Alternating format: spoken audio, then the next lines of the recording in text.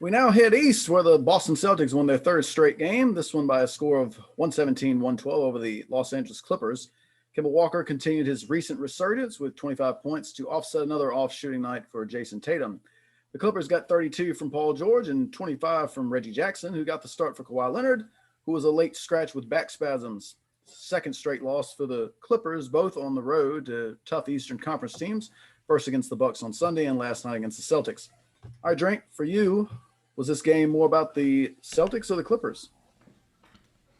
If we're looking at it from a team standpoint, I'm gonna say more about the Celtics, just simply because they had their people. Like short and sweet, they had their people. They had the people that mattered. They had Walker, they had Tatum, they had Brown, they had Williams, your boy Williams in there, Tice. They had their guys. So they wasn't missing anyone that I thought was a game changer. Just And then Marcus you Smart, go, uh, okay, I'm sorry, Marcus but Smart. Please don't whip he's my been he's been boo. gone he's been gone so long we forget him. Right. Okay. So I do digress. They're missing Marcus Smart. I'm sorry. He is a key call to that team. No disrespect, man.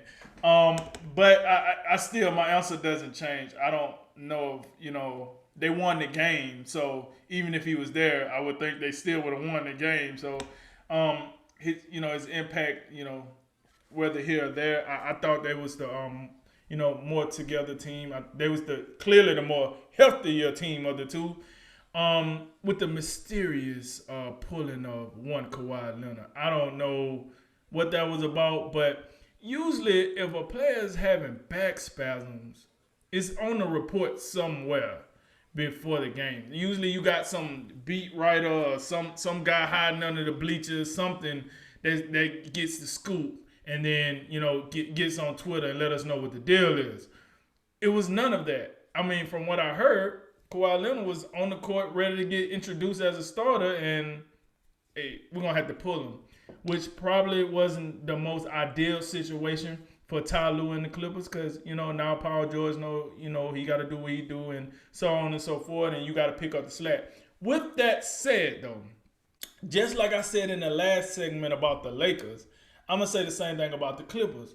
For the Clippers not to be full of strength, I thought the other guys that played very well. I mean, Paul George scored 32. I can't be mad at that. Like, it wasn't like the Clippers didn't show up or something. It's kind of what you said about Phoenix, about the Phoenix and Lakers game. The Clippers just didn't have enough firepower. The Celtics outlasted them in the fourth quarter. That was pretty much the game. But they had good, like, Reggie Jackson had 25. Do anybody even remember the last time Reggie Jackson had 25 points? Like, what are we talking about here? So they got production from their role players and all that. I wasn't mad with the Clippers last night. It's just one of those things. People have to remember during a 72 game season this year, attrition is going to be a very, very large part of these games because you don't have the rest like you usually do in the off season. Now you got the All-Star game still, the All-Star weekend, condensed, but you still got that going on. They squeezing that in. Then you got to remember, these players don't have as much time because they got to do all this COVID protocol stuff on top of it. So it's when you actually think about it, the war of attrition is going to be more prevalent this season than any other season. Because you only have so much time. And I think the Clippers, they're trying to figure out how they want to keep George and Leonard in the mix and still try to win games. But the Celtics, they play good ball. They deserve to win. I was impressed with their defensive prowess. I seen Paul George, I don't even know what he did. I think he just gave up and just threw the ball out of bounds or something and just was like, dang, this team is a little better than I gave him credit for.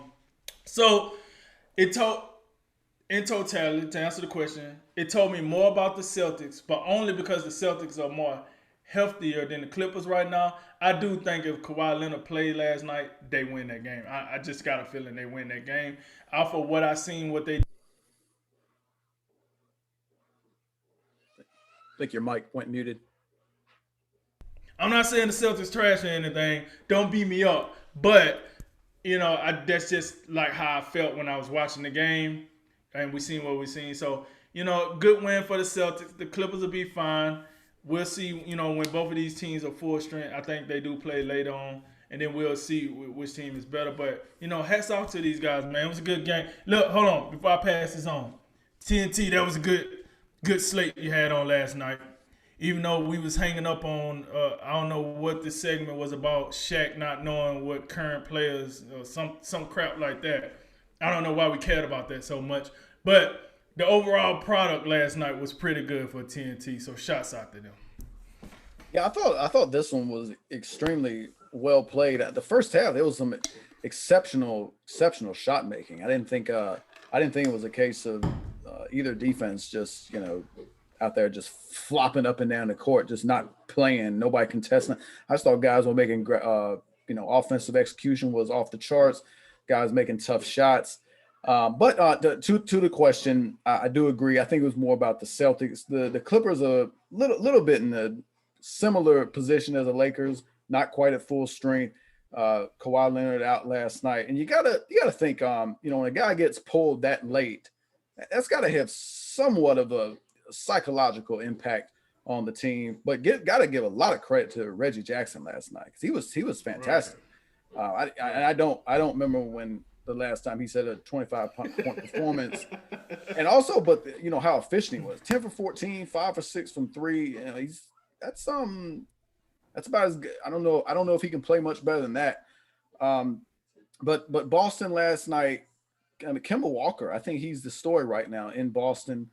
And I don't think it's any coincidence that his kind of return to somewhat of what he used to be wasn't perfect last night. You'd like to be a little bit better than 8 for 19, but you hit half of your shots from three. Led the way. I mean, Jaylen Brown to me, Jaylen Brown's playing fine. He's remarkably efficient. Doesn't take bad shots. I think he's playing fine. I think he's just might be a little deferential right now to Kemba Walker. Just like, all right, yeah, get back in the groove. I'm playing fine. And Jaylen, I got all the confidence in the world in Jaylen Brown. Same can be said for Jason Tatum. I think, but Jason Tatum, he does appear to be in a little bit of a rough patch. 3 of his last 4 games, they've been clunkers. 4 for 20, 4 for 18. Right. Did have a 12 for 22 against Washington, but this one 5 for 16. And I'm unsure of why that is. It could be something that I think maybe there's something to be said for being the clear-cut number one. I think he's established himself as being that guy right now, and that comes with certain things. It comes with all the defensive attention in the world, guys game planning for you. Maybe that has something to do with it, but I think he'll figure it out. And I think maybe he might be pressing just a little bit right now, taking some bad shots. But he did have, when it really counted last night, I thought he had a key stretch in the fourth quarter where he had 7 points that kind of, I really felt like the first time that game gave him some separation. I think they went up by 9 at one point, and that Clippers in the fourth quarter, they kind of wilted away. And I think the biggest individual takeaway last night for me goes back to something that happened in the bubble in the Eastern Conference semifinals. Paul George, as solid as he was overall last night, you talk about a guy wilting in the fourth quarter. I don't know what it was. Some of it might be just you take 26 shots and 15 of them are threes, and he there's so much more to Paul George. To me, Paul George is not a superstar at this time. He's a star. He's an all-star caliber player, and he's deserving of our respect. And I still believe Paul George can be the second best player on a championship team. But last night in the fourth quarter was not it. Just too many threes, too many contested threes. There were several times late in that game where it felt like you didn't necessarily need a three. You could have, gotten to try to get to the basket, get fouled, get to the free throw line. And they got so three happy so often in that game. And they made a lot of them. And I think they're right now the number one 3-point shooting team in the NBA. But it just felt like they were forcing it a little bit too much. Especially him. He was forcing it. It's like, hey, Paul George, you're the number one. We need you. And then, yeah. And I think the other thing for me, I think I'm a little concerned about Lou Williams right now. I don't think Lou Williams is quite right. I don't think there's an injury or anything, but he just doesn't quite seem the same to me. The efficiency, and he was never a highly efficient scorer, but it seems there's far too many box scores I'm looking at, and it's under 40%, just like last night. A lot of he takes a lot of difficult shots, undersized.